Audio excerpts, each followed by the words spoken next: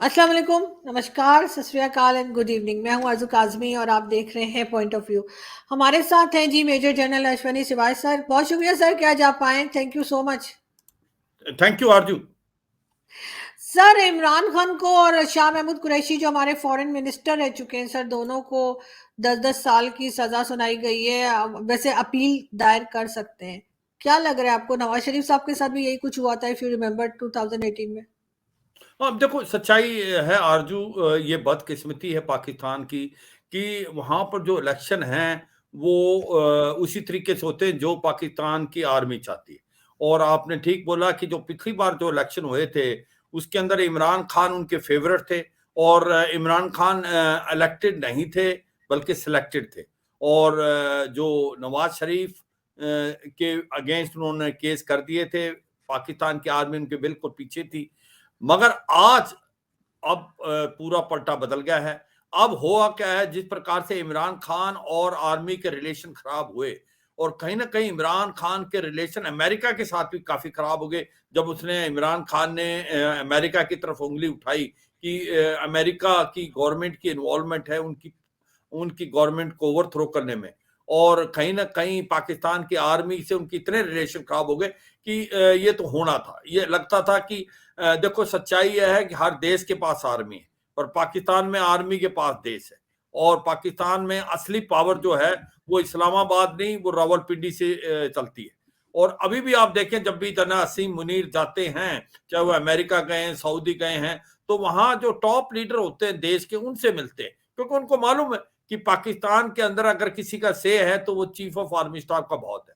तो अब सच्चाई ये है कि अब जो माहौल पैदा हो रहा है अब इलेक्शनों में, इस इलेक्शनों में उसका ऐसा लगता है कि मन बना लिया है पाकिस्तान की आर्मी ने कि अभी नवाज शरीफ जो पीएमएलएन है और उनको एक प्रकार से जिताया जाए। और वो लगता है कि वही होगा जिसमें वो नवाज शरीफ अभी आगे हैं लंदन से और वो इलेक्शन लड़ेंगे। उसके जो उनके केस वगैरह थे वो लगता है वो सब के सब खत्म कर दिए जाएंगे और वो इलेक्शन में जीतेंगे, ऐसा लगता है। और अब जो सच्चाई है कि इमरान खान का क्या फ्यूचर है, उसकी पार्टी का क्या फ्यूचर है, वो साफ दिख रहा है कि जिस प्रकार से पीटीआई का पहले तो इन्होंने जो सिंबल था इलेक्शन सिंबल बैट का वो रद्द कर दिया इलेक्शन कमीशन ने। और अब कहीं जो ऐसा लगता था कि अगर इमरान खान इलेक्शन लड़ते हैं तो कुछ चीज बदल सकती है, मगर अभी इमरान खान और शाह मोहम्मद कुरैशी को 10-10 साल की सजा मिल गई है साइफर केस में, जो कि सिक्योरिटी रिलेटेड केस था। तो मुझे लगता नहीं कि अब कोई चांस है। यूं आपने ठीक बोला कि अब वो रिव्यू पिटीशन फाइल कर सकते हैं हायर कोर्ट में, मगर मुझे लगता नहीं कि उसके अंदर उनका कोई वो है। और इसके अलावा यही नहीं, उनके और भी बहुत केसेस पेंडिंग हैं, करीब करीब 100 से ज्यादा। और 8 फरवरी को ज्यादा दूर नहीं है। तो इसको मद्देनजर लगते हुए ऐसा लग रहा है कि आने वाले समय में पीटीआई के चांसेस बहुत कम हैं और उनके जितने भी लड़ेंगे इलेक्शन वो ज्यादातर इंडिपेंडेंट लड़ेंगे। और कई तो उनकी पार्टी भी छोड़ के चले गए हैं दूसरी में, क्योंकि शायद प्रेशर है आर्मी का, प्रेशर है आईएसआई का। तो ये सच सिचुएशन अब पैदा हुई है पाकिस्तान में। तो ये अनफॉर्चुनेट है। मगर ऐसा सुनने में आया है कि अभी भी अगर आप लोगों का ओपिनियन लें तो कहीं ना कहीं अभी भी इमरान खान की तरफ काफी झुकाव है कई लोगों का। ये भी ऐसा है, मगर उसका कोई मतलब तो है नहीं, क्योंकि वो इलेक्शन लड़ ही नहीं पाएंगे तो कुछ नहीं होना। तो सच्चाई यह है कि अब पाकिस्तान में जो इलेक्शन होंगे उसमें वही होगा जो पाकिस्तान की आर्मी को चाहिए। और पाकिस्तान की आर्मी को मुझे लगता मन बना लिया है, ये अभी पीएमएलएन की तरफ झुकाव है जिसके अंदर नवाज शरीफ की पार्टी शायद मुझे लगता है कि इलेक्शन जीतने के चांसेस ज्यादा हैं।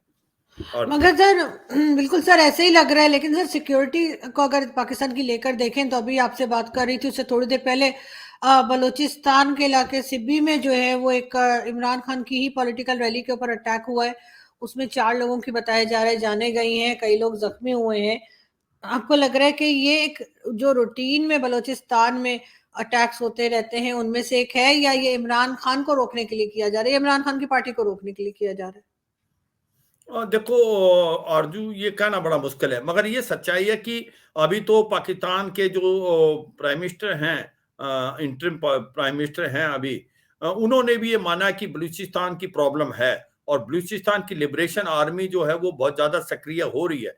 तो इसको मद्देनजर रखते हुए वहां पर अटैक बढ़े हैं, इसमें कोई नहीं। चाइना पाकिस्तान इकोनॉमिक कॉरिडोर पे भी अटैक बढ़े हैं, कहीं ना कहीं चीनीज के ऊपर भी बढ़े हैं। तो सिक्योरिटी सिचुएशन काफी खराब है और जिस प्रकार से अब लोगों ने एक प्रकार इस्लामाबाद की तरफ किया था, जो वहां पर लेडी अभी लीड कर रही है, जो कि बलूच लेडी है, तो उसको देख के ऐसा लगता है कि ये हो भी सकता है और उसको भी ओवर रूल नहीं कर सकते, कहीं आईएसआई ऑर्केस्ट्रेटेड भी हो सकता है। ये दोनों चीजें पॉसिबल, मगर सच्चाई है कि वाकई बलूचिस्तान की जो फ्रीडम स्ट्रगल चल रही है, बलूचिस्तान लिबरेशन आर्मी और बलूचिस्तान लिबरेशन फ्रंट, उससे सिचुएशन, सिक्योरिटी सिचुएशन वैसे भी नाजुक है। तो ये भी सच्चाई है। तो ये दोनों बात हो सकती हैं, मगर ये मान के चलना पड़ेगा आज की तारीख में पाकिस्तान की जो सिक्योरिटी सिचुएशन कोई खास अच्छी नहीं है, क्योंकि तहरीक तालिबान पाकिस्तान बहुत बोल्ड हो रखा है खैबर पख्तूनख्वा में, और कहीं ना कहीं तालिबान की गवर्नमेंट है जो अफगानिस्तान में, जैसे पाकिस्तान की गवर्नमेंट उसके ऊपर उंगली उठा रही है कि टीटीपी के लोगों को एक प्रकार बेसिस अफगानिस्तान में वहां से ये अटैक कर रहे हैं खैबर पख्तूनख्वा में। तो ये सच्चाई है कि आज की तारीख में पाकिस्तान की सिक्योरिटी सिचुएशन काफी नाजुक है, चाहे वो बलूचिस्तान ले लो या खैबर पख्तूनख्वा ले लो या आपका सिंध का इलाका ले लो। तो ऐसे में क्या ये ऑर्केस्ट्रेटेड है, क्या ये वैसे हुआ है, ये कहना बड़ा मुश्किल है, पर इसमें दोनों पॉसिबिलिटी हो सकती हैं आरजू। सर हम मारंग बलोच की बात कर रहे हैं, शायद वो कुछ टाइम पहले इस्लामाबाद भी आई थी और उन्होंने यहाँ पर भी काफी दिन रह के प्रोटेस्ट किया था इस्लामाबाद प्रेस क्लब के सामने। सर इंडियन नेवी ने जो है वो तकरीबन 19 के करीब पाकिस्तानी जो है उनको बचाया है, ये भी एक न्यूज चल रही है, आई थिंक आपने शायद देखी हो। इसको आप क्या कहेंगे सर इस बारे में? हाँ बिल्कुल, पहले वो जो आपने ठीक बोला था, डॉक्टर मारांग बलूच है और लेडी है, बहुत ही डायनेमिक लेडी नजर आ रही थी। मैंने भी उसकी 2-3 वीडियो देखी हैं जो पाकिस्तान में बनी हैं। तो उसके पीछे मुझे लग रहा है कि काफी उसको लोगों का समर्थन भी मिल रहा है। अब जो बात आपने बोली कि ये सच्चाई है कि भारत की जो नेवी है उसने काफी अच्छा काम किया है, और पहले तो हमें समझना पड़ेगा व्यूअर्स को कि आज की तारीख में सिचुएशन क्या है रेड सी में। देखो ये सच्चाई है, जो इजराइल और हमास के बीच के अंदर लड़ाई हो रही है, तो अभी जो होती रिबल्स हैं जो यमन में ऑपरेट करते हैं, उन्होंने रेड सी में अभी उन शिपों को अटैक करना स्टार्ट कर दिया जो इजराइल की तरफ जा रही हैं या इजराइल से जो कनेक्शन है। अब ये पता लगाना बड़ा मुश्किल होता है कि कौन सी शिप इजराइल जा रही है नहीं है। तो अब सारी की सारी शिपें डर गई हैं और इसलिए अब प्रॉब्लम ये हो रही है कि जो शॉर्टेस्ट रूट है एशिया से यूरोप जाने का, वो रेड सी से होके आपका जो जाता स्वेज कैनाल, अब जो है सारी की सारी शिपें इस इलाके को अवॉइड करके पूरा का पूरा जो अफ्रीकन कॉन्टिनेंट है, पोर्ट ऑफ गुड होप, उसका चक्कर काट के जा रही है, जिससे 10 से 15 दिन लग रहे हैं। 20 से 25% उसका रेट बढ़ जाएगा, इन्फ्लेशन आएगा, उसके बाद जो इंश्योरेंस है वो भी बढ़ गई। इसको मद्देनजर रखते हुए एक लगी है कि इंटरनेशनल मैरीटाइम फोर्स, जो कि अमेरिका के अंडर है, उसके नीचे यूके भी है, कनाडा भी है, ऑस्ट्रेलिया भी है और यूरोप के अदर देश भी हैं, जो अपने प्रोटेक्शन दे रही हैं अपनी शिपों को और दूसरों को भी। और जो ड्रोन से हमला करते थे जो यमन से हौती रिबन, उनके ऊपर भी यूके और यूएस के जो जहाजों से उनके ऊपर भी हमला हो रहा है और काफी हद तक उन्हें हमला किया है। तो ये इंटरनेशनल फोर्स है। इसके अलावा भारत ने भी, और मुझे लगता है पाकिस्तान ने भी कुछ शिप भेजी हैं। भारत ने अपनी 10 से 11 जो हैं फ्रंट लाइन हमारी वारशिप जो हैं, जो डिस्ट्रॉयर भी फ्रिगेट, वो हमने भेजी हुई हैं। हम ये दो बातें हैं, एक तो दिखा रहे हैं कि हम इंटरनेशनल जो फोरम है उसका हिस्सा नहीं है, क्योंकि हमारे रिलेशन ईरान के साथ बहुत अच्छे हैं और हमारा ट्रेड भी जाता है। तो हम नहीं दिखाना चाहते कि भी हमारा कोई रिलेशनशिप हम इंटरनेशनल मैरिटाइम फोर्स के साथ मिलके कि ईरान के तरफ कोई ऐसा मैसेज आए। तो हम अपने अलग काम कर रहे हैं। मगर ये सच्चाई है कि भारत जो इस इलाके के अंदर एक प्रकार सिक्योरिटी प्रोवाइडर है, नेट सिक्योरिटी प्रोवाइडर। मतलब कि अगर कोई फर्स्ट रिस्पॉन्डर है तो वो भारत है। तो भारत ने 10 से ज्यादा शिप भेजी हुई है अपनी। अभी जो आईएनएस सुमित्रा है वो भी भेजी हुई है, जो कि एक बार पेट्रोल वेसल है। तो इससे क्या हो रहा है, दो बातें। एक तो हम यकीन कर रहे हैं कि कोई ड्रोन का हमला ना हो हमारे जो कमर्शियल शिप जा रही है हमारी, या कोई जो हमारे फ्रेंडली देश के हैं। और उसके साथ साथ हुआ क्या, क्योंकि इस रास्ते में रेड सी में जाते हुए सोमालिया पड़ता है, जो ईस्ट कोस्ट है सोमालिया का, जो अरेबियन सी में है। तो यहाँ पायरेसी बहुत चलती थी 2011 तक, ये बड़ा एक मैनेस था। मगर उसके बाद इंटरनेशनल फोर्स लगने लगी तो फिर ये पायरेट डर के मारे भाग गए थे, क्योंकि अभी रेड सी के अंदर होती रेबल बहुत ज्यादा सक्रिय हो गए हैं। तो इससे अब पायरेसी भी बढ़ गई, दोबारा आ गई। और ये जो पायरेट्स हैं, सी पायरेट्स सोमालिया के ईस्ट कोस्ट में जो अरेबियन है वो भी हमला करने लगे। तो इसी प्रकार से उन्होंने एक ईरानियन शिप पे किया और एक श्रीलंकन शिप पे किया। उससे पहले एक लिबेरियन फ्लैग शिप थी। तो सबसे पहले जो शिप के ऊपर एसओएस कॉल दिया, तो अभी 36 घंटे के अंदर भारत ने 2 बचाव किए हैं, जिसके अंदर हमारी आईएनएस जो सुमित्रा है वो गई थी, जहां पर एक ईरानियन वेसल थी कमर्शियल वही, उसके अंदर 36 जो क्रू मेंबर थे, जिसमें 19 के करीब ईरान के और 17 पाकिस्तानी थे। और उसको जैसे ही कॉल मिला तो उसको हेलीकॉप्टर की मदद से हमारे मरीन कमांडोज भी गए और उस शिप के अंदर स्लिदर किया, और ये जो सोमालियन पायरेट्स थे इनको ओवरपावर किया और इनको अपने जो एक प्रकार से ये क्रू मेंबर थे उनको छुड़ाया। तो ये कार्रवाई 36 घंटे में 2 शिपों के साथ किया, और एक हमने दूसरी जो सिचलिस के साथ मिलके एक श्रीलंकन की भी जो शिप थी जिसको कर लिया था, इन्होंने पकड़ लिया था सोमालिया पायरेट्स ने, उसको भी बचा। तो मतलब ये है कि भारत दोनों तरफ से सक्रिय है। एक तो कि ड्रोन से भी हमला ना हो और हम अपने उस इलाके को पेट्रोल कर रहे हैं, हमारे शिप जाएं और हमारे जो कि एक प्रकार से फ्रेंडली कंट्रीज हैं। दूसरा, हम ये यकीन कर रहे हैं कि कोई एसओएस कॉल देता है, कोई भी शिप जिसके ऊपर सी पायरेसी का हमला होता है, तो भारत जो है नेट सिक्योरिटी प्रोवाइडर है, फर्स्ट रिस्पॉन्डर है, और उसकी काबिलियत और क्षमता है, वो इमीडिएटली हेल्प के लिए करता है, जो दर्शाता है कि 36 घंटे में हमने 3 जगह जाके प्रोटेक्शन की है। इससे 2 बातें और आती है। इसमें ये भी जा रहा है पूरे वर्ल्ड में ये बात कि देखो भारत की जो नेवी है वो वाकई ब्लू वाटर नेवी बहुत आगे बढ़ गई, उसकी काबिलियत और क्षमता है ये करने की। ये एक बड़ा इंपॉर्टेंट मैसेज गया है वर्ल्ड के अंदर। और दूसरा जो है, एक कॉन्फिडेंस भी बिल्डअप हुआ है इंटरनेशनल कम्युनिटी में कि भाई अगर हमारा देश का नहीं है तो दूसरे भी जो शिप्स है वो भी आपकी प्रोटेक्शन कर पाएंगे, जिस प्रकार से ईरानीज को भी और पाकिस्तानी क्रू मेंबर्स को भी छुड़ाया, श्रीलंकन को भी छुड़ाया। आरजू तो सर पाकिस्तान की तरफ से आपको क्या ख्याल है कि क्या रिस्पांस जाएगा? क्या पाकिस्तान शुक्रिया अदा करेगा या खामोश रहेगा? दोनों कंट्रीज के टर्म्स कुछ बेहतर होते हुए दिखाई देंगे आपको, क्योंकि टेनिस की टीम यहाँ आई है टेनिस खेलने के लिए, अभी क्रिकेट की टीम आपके यहाँ जाती है, तो सर फिर बाकी सारी चीजें क्यों ठीक नहीं होती? स्पोर्ट्स चलता रहता है। देखो ये सच्चाई है, स्पोर्ट्स पॉलिटिक्स से ऊपर होना चाहिए।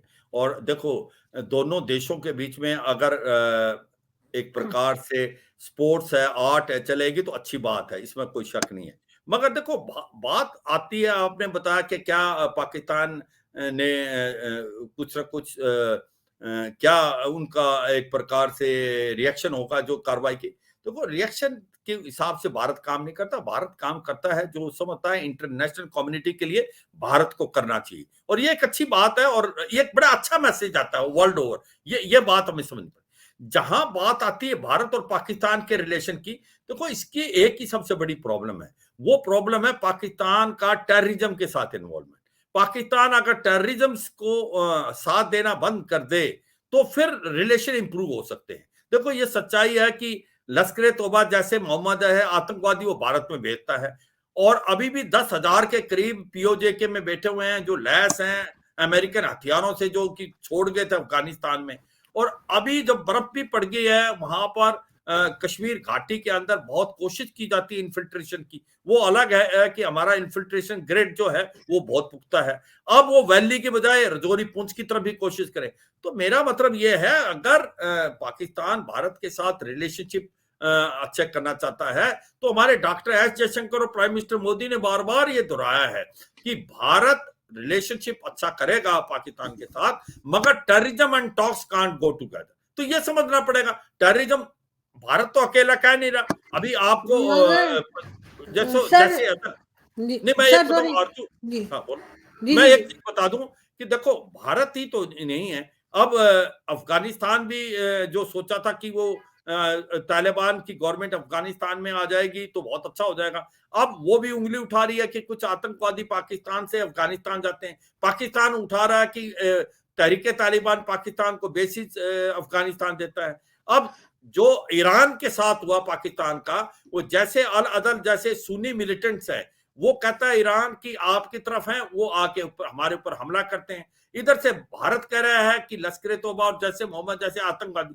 तो देखो पाकिस्तान को अंदर झांक के देखना पड़ेगा कि वाकई आतंकवाद का अगर वो नहीं साथ छोड़ेंगे तो ये तो फिर वही बात मैं जो पहले भी कहा हूं आपके प्रोग्राम में कि 2013 में हिलेरी क्लिंटन जब आई थी as a secretary of state Pakistan में, उसने बोला था अगर आप अपने कोर्टयार्ड में सांप पालेंगे और ये सोचेंगे कि आपके नेबर को डसेगा तो एक दिन आपको भी डसेगा। तो आज वो मगर समय आ गया। तो सर वो जो तहरीके मैं तालिबान भी पाकिस्तान, यही सर आप ईरान की सॉरी आपकी बात काटी हूँ, लेकिन सर आप ईरान की बात कर रहे थे, मैं भी आपसे यही पूछने लगी थी कि ईरान और पाकिस्तान के फॉरेन मिनिस्टर्स ने आपस में बात की है, उन्होंने ये कहा है कि एक दूसरे की कंट्री में जो टेररिज्म हो रही है उसको रोकने में साथ काम करेंगे। अगर ईरान और पाकिस्तान साथ काम कर सकता है टेररिज्म को रोकने के लिए, तो हिंदुस्तान और पाकिस्तान क्यों नहीं कर सकता? देखो भारत तो करना था, देखो उसके अंदर तो अब सच्चाई है कि ये पाकिस्तान को देखना है कि वो लश्कर तौबा जैसे मोहम्मद आतंकवादियों का साथ छोड़े, मगर पाकिस्तान तो उसको एक प्रकार से गुड और बैड टेररिस्ट कहता है। वो आतंकवाद जो भारत के अगेंस्ट भेजता है उसको वो गुड टेररिस्ट बोलता है। तहरीके तालिबान पाकिस्तान जो उसके अगेंस्ट है उसको बैड टेररिस्ट बोलता है। जब तक ये फर्क करना बंद नहीं करेगा, जब तक वो सिंसियरली इनके अगेंस्ट नहीं जाएगा, देखो पाकिस्तान को समझना चाहिए ये आतंकवाद किसी का सगा नहीं, ये आपको खत्म कर देगा। और जिस प्रकार से अभी 10 से 12 कुछ आतंकवादी भी मारे गए हैं पाकिस्तान में, और उस पर लग रहा है कि आईएसआई ने जानबूझ के उनकी एलिमिनेट कराने की कोशिश की है, क्योंकि वो लायबिलिटी बन गए, वाकई लायबिलिटी हैं वो आतंकवादी, अब उनकी यूटिलिटी खत्म होगी। तो मेरा मतलब है भारत पाकिस्तान के साथ रिलेशन हरदम अच्छे करना चाहता है, प्रोवाइडेड पाकिस्तान आतंकवाद का साथ छोड़ दे। तो ये सच्चाई है। अगर मैं सभी चाहते हैं, देखो आप भी चाहते हैं, हम भी चाहते हैं, पूरा रीजन चाहता है शांति आए, मगर पाकिस्तान को आतंकवाद का साथ छोड़ना पड़ेगा, ये बहुत जरूरी है। और वो अभी तक ऐसा लग नहीं रहा, क्योंकि वो जस्टिफाई करते हैं बार बार कि आतंकवाद हमारे पास नहीं है, ऐसा नहीं होता। अगर आप ऐसा ही करते रहेंगे तो फिर भारत तो बहुत बड़ा देश है, भारत को तो कोई प्रॉब्लम है नहीं, भारत का तो ट्रेड बाकी सभी से चल रहा है। नुकसान जो है पाकिस्तान को ज्यादा होगा। अगर दोस्ती होती दोनों को फायदा होगा, मैं ये नहीं कहता कभी दोस्ती का एक देश को फायदा नहीं, दोनों को है, मगर ये है एक को ज्यादा एक को कम। तो ये समझना पड़ेगा अर्जु कि पाकिस्तान को अंदर झांक के देखना पड़ेगा। और इसका मुझे लगता है सबसे बड़ी प्रॉब्लम है पाकिस्तान की जो आईएसआई है, उसको भी ये करना पड़ेगा, क्योंकि बार बार जिस प्रकार से पाकिस्तान की आईएसआई इन्वॉल्व हो जाती है हर चीज में, इलेक्शन फेयर नहीं होते, तो फिर आप ही समझ सकते हैं। आप एक वहां पर इस प्रकार के जर्नलिस्ट हैं जो कि बहुत फ्रैंक ओपिनियन देते हैं अर्जु। बिल्कुल सर, ये बात तो खैर माननी पड़ेगी कि ज़्यादा कमज़ोरी या ज़्यादा इस तरह की जो वीकनेसेस हैं वो हमारी साइड पर ही हैं, और हमें ही इसको ठीक करना होगा। उसके बाद किसी दूसरे देश से हमें कुछ कहना होगा, लेकिन हम उम्मीद करते हैं कि कुछ बेहतर होगा इस नए साल में। बहुत शुक्रिया सर कि आज आप आए। Thank you so much sir, बहुत शुक्रिया। Thank you Arju, thank you. Thank you.